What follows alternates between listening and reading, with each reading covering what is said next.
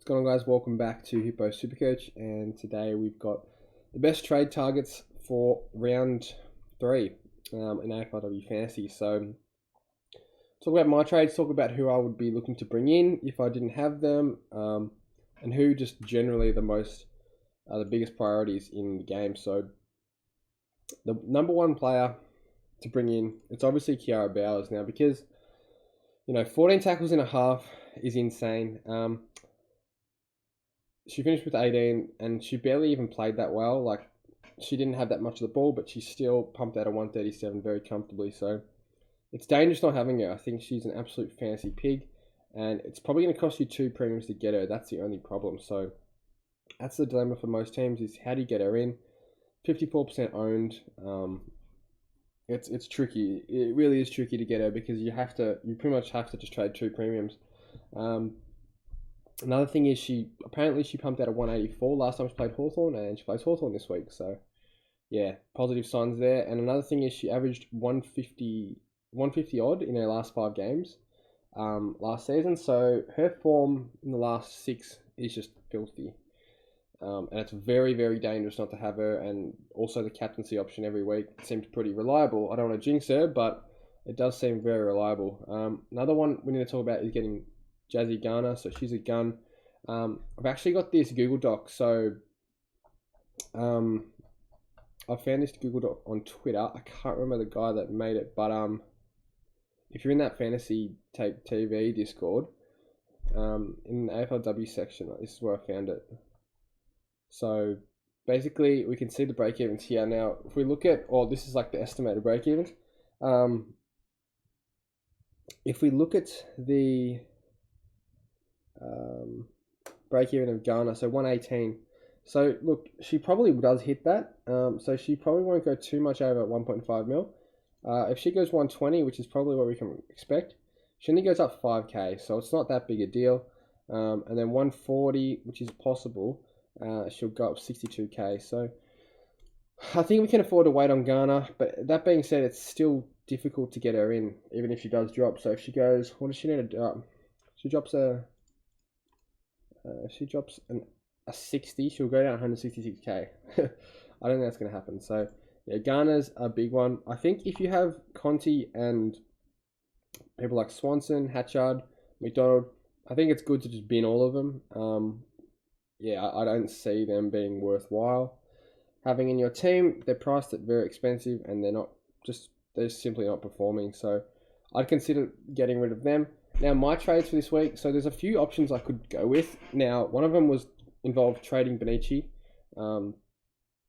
and bringing in Garner there. And then I would have to go a bit weaker in the back line, so I'd have to go like 2 mid-prices, like Lister and that other Sedunary or something. I don't think I'll do that. I think I'm going to prioritize just overall structure instead of just stacking the mid with as many points as I possibly can. And I'm going to go with these trades, I believe. So dropping Carney, just because she's expensive, 875k, pumping out not the greatest scores in my opinion. What a good games from her. So that's really frustrating, because she's playing very well and she's just not, the points just aren't translating. So going to drop her for Pound. I think Pound, plenty of the ball back there for her to grab. She looked really good on the weekend, and yeah, like I said, Carlton, not a very good team in the AFLW, so I think she'll rack it up on the back line. Getting rid of Fleur Davies as well, just for that Heather, what's her name? Hetherington or something.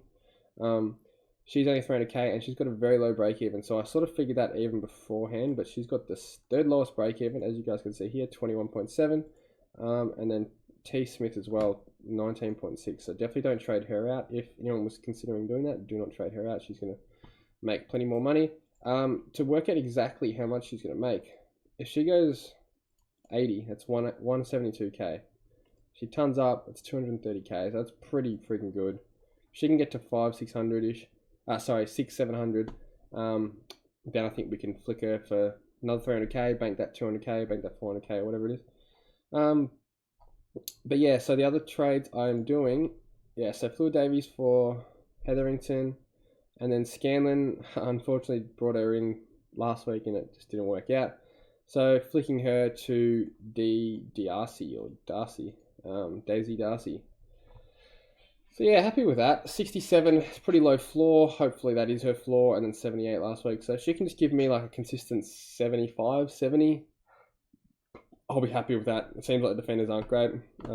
T. Evans is my best defender and she's averaging just 81. So yeah, hoping for a 70 to 75 from Daisy Darcy and just nothing too low. Nothing like a 30 like we got from Big Bad Scanlon. But yeah, that's pretty much it. I think vice captain this week. I'm gonna go Riddell into Bowers, but I think I don't plan on having a loop this week unless some crazy team selection happens where someone gets dropped, maybe. But maybe this Bush girl could be dropped. She's pretty bad.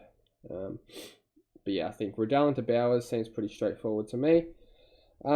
If you have Garner, I'd probably rather her, so I'd probably go Garner into Bowers. I probably would expect Garner to start getting some attention from oppositions, though. She's just running too freely and just too good to not get tagged. So, yeah, I heard early on in the season, or in the preseason, this was like a big flag about Garner, is that she probably was going to be that tag target. That's why I actually went Riddell over her. So, yeah, I think maybe just keep an eye on Garner because she could get tagged. But, I mean, anyone can get tagged. So, that's it for the video, guys. Hope everyone enjoyed. Let me know in the comments what trades you guys are making. Drop a like if you enjoyed it, and if you haven't already, please hit that subscribe button, and I'll see you in the next one.